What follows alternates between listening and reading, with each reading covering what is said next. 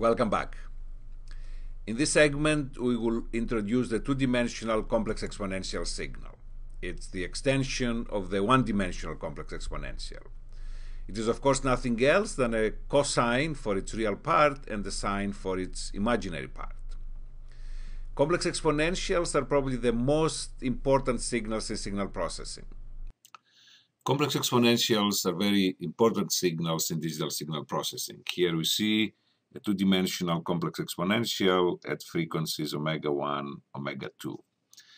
They're important for at least two reasons. The first one is that they're eigenfunctions of linear and spatially invariant systems. Don't worry about the details, the fine details at this point, we'll talk about it later, but what this means is that if I have an LSI system, that's a system that is both linear and spatially invariant, and put at the input, at its input, a complex exponential like this one, j omega 1 n1 plus j omega 2 n2, then the same complex exponential will appear at the output of the system. So these complex exponentials simply go through these linear and spatially invariant systems. With a possible change of the amplitude, that will become, let's say, A, and the possible addition of a phase shift.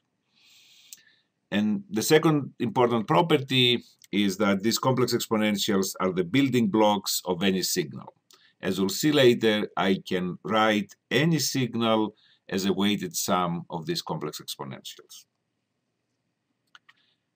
Now, another form to describe these complex exponentials is with this formula attributed to Euler.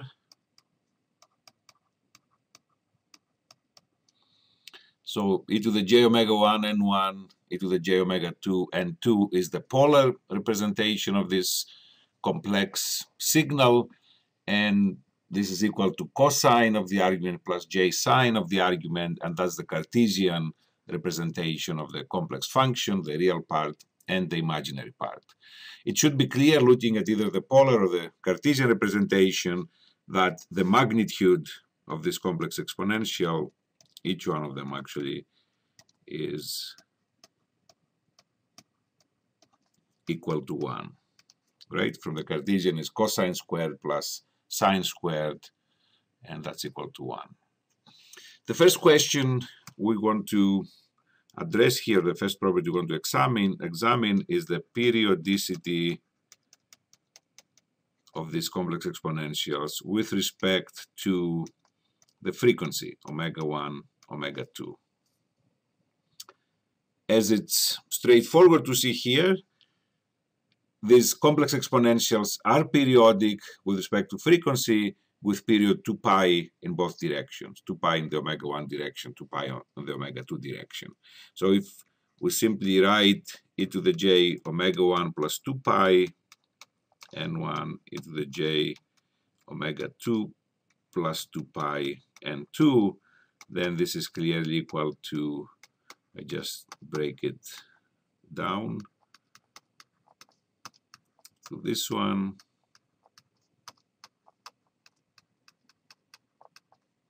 right?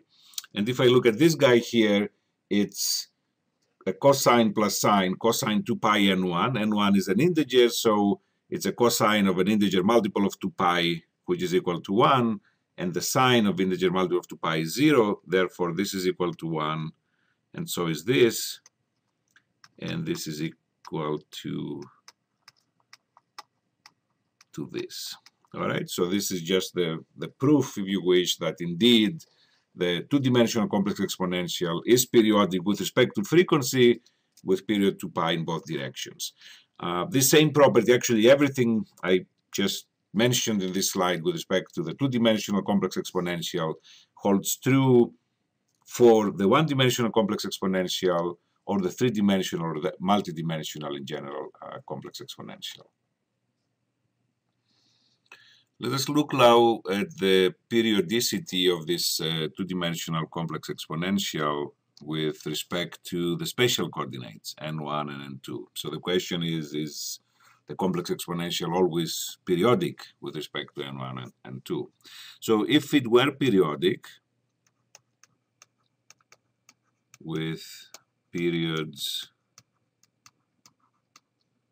n1 and 2, then this equality should hold true. Whenever n1, if we substitute n1 plus capital N1, and whenever n2, we substitute n2 plus capital N2, then if it were periodic, this should be equal to e to the j omega 1 n1, e to the j omega 2 n2, right?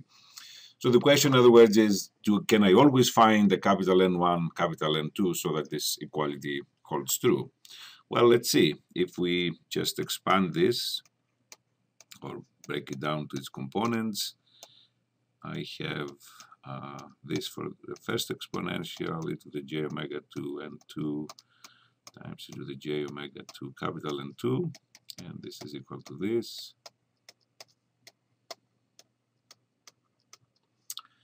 Now this cancels out with this, and this one cancels out with this. Therefore, what I'm left with is that this should hold true. And from this, I should have that omega 1 n1 is an integer multiple of 2 pi, and that omega 2 n2 should be an integer multiple of 2 pi with another integer here, right? So therefore, from here, capital N1 is equal to k1 2 pi over omega 1, while capital N2 should be equal to k 2 pi over omega 2. Clearly, n1 is an integer, k1 is an integer, therefore, for this equality to hold true, 2 pi over omega 1 should be a rational number.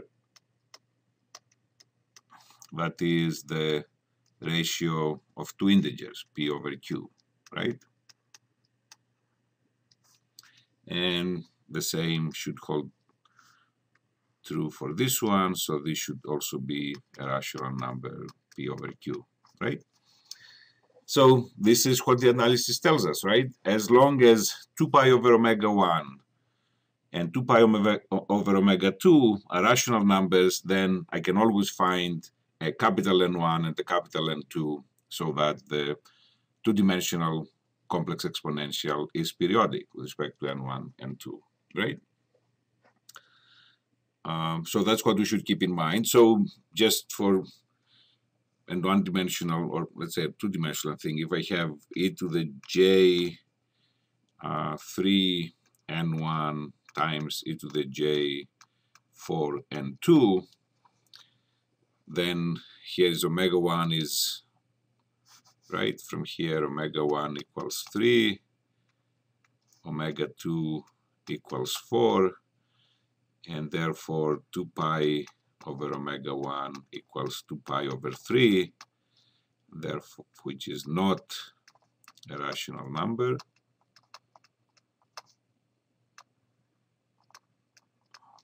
And the same is true for 2 pi over omega 2. Therefore, this two-dimensional complex exponential is not periodic with respect to n1 and 2. And this analysis here again holds true for one-dimensional discrete complex exponential signals, three-dimensional, four-dimensional, multidimensional complex exponentials in general. So, in summary, what we have seen in the last two slides is that unlike the continuous time complex exponential, which are always periodic in the time or spatial domain, and they're not periodic in the frequency domain, the discrete time complex exponentials are periodic in the frequency domain and may or may not be periodic in the spatial or time domain, as we just saw right here. To illustrate the previous two properties of the discrete cosine, we show here a one-dimensional cosine function, cosine omega n, for various values of the frequency omega. Now, omega in all cases involves pi, therefore this cosine is periodic in the time domain. Time is the horizontal axis, or discrete time n, right? So for example, here for omega equals pi over 8, the period is 2 pi over omega, which is equal to 16. The period here is equal to 8, equal to 4, equal to 2, and so on. So the period keeps decreasing as you move to the right, therefore the frequency keeps increasing. So for omega equals 0, cosine of 0 is equal to 1. This is the signal that does not have any other frequency other than the 0th frequency, the DC signal. Omega equals pi over 8, we see that the frequency increases. We see, right, from here to here is one period of the signal. Pi over 4 keeps increasing, and at omega equals pi, this is the highest possible frequency of the discrete cosine. And as a matter of fact, cosine pi n equals to minus 1 to the n. So the values of the signal keep alternating. It switches from 1 to minus 1 and back to 1 and so on. So this is the highest possible variation of the signal. Now, as the frequency keeps increasing from omega equals pi to 2 pi, right, we see that the frequency of the variation of the cosine keeps decreasing. As a matter of fact, this and this signal is identical because 3 pi over 2 plus pi over 2 equals 2 pi. So these are two complementary angles, and cosine of pi over 2 equals cosine of 2 pi minus pi over 2, which equals 3 pi over 2, right? So in general, I have cosine A equals cosine of 2 pi minus A, right? And similarly, these two are the same signals, and these two are the same signals. So this particular discrete cosine is periodic in the time domain because we chose the frequency omega carefully. And then the other property is that this discrete cosine is periodic in the frequency domain with frequency periodic with period 2 pi. And therefore, the range of frequencies that this cosine can change are from 0 to pi. 0 is the lowest frequency, pi is the highest frequency. I move to 2 pi, keep decreasing the frequency, and then omega equals 2 pi, cosine of 2 pi is also equal to 1. This is a constant signal, equals the cosine at 0 again. I've completed a full period that way in the frequency domain. Similarly to the previous slide, we show here the values of the two-dimensional cosine omega 1 and 1 plus omega 2 and 2 for various values of the frequencies omega 1 and omega 2. So we consider the frequencies 0, pi over 8, pi over 4, pi over 2, and pi. And since pi is involved, the resulting cosine is periodic in the spatial domain. Instead of showing it as a 3D plot, we show this cosine as a two-dimensional grayscale image, where white corresponds to the value 1, black to the value minus 1, and gray to the value 0. The axes have this orientation shown here, and each of these blocks is an 8 by 8 block. Okay, so if we look at this image, for example, then this shows cosine 0 and 1 plus 0 and 2. So cosine 0 is 1, so this is a constant image with a value of 1. If we look at the first row here of images, then they all have omega 1, 0. So therefore, they show cosine omega 2 and 2 for various values of omega 2. if I look, for example, at this image here, then this is an image of cosine pi over 2 and 2, right? For this particular one, the period is 2 pi over 2 equals to 4 pixels or 4 samples, right? So if I take one line of this image and see how it looks, then we see that there's a value 1, followed by value of 0, followed by the value of -1, followed by the value of 0. So this is one period of the cosine pi over 2 and 2.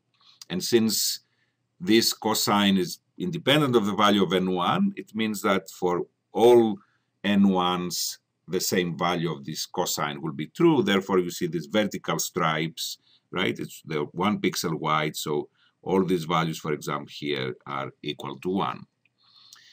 And if I look also at this cosine, this represents cosine pi n2, which as we saw is equal to -1 to the n2. So this is the highest cosine in the n2 direction.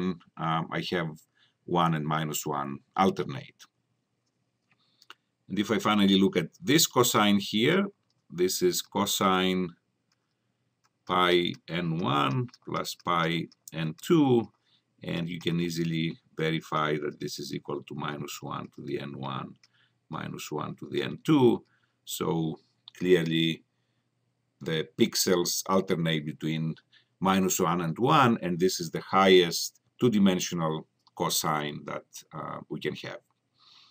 We are going to encounter these images later on in the course when we talk about compression. This will be the basis function signals of the discrete cosine transform, which we will use to decorrelate data in JPEG as well as in video compression.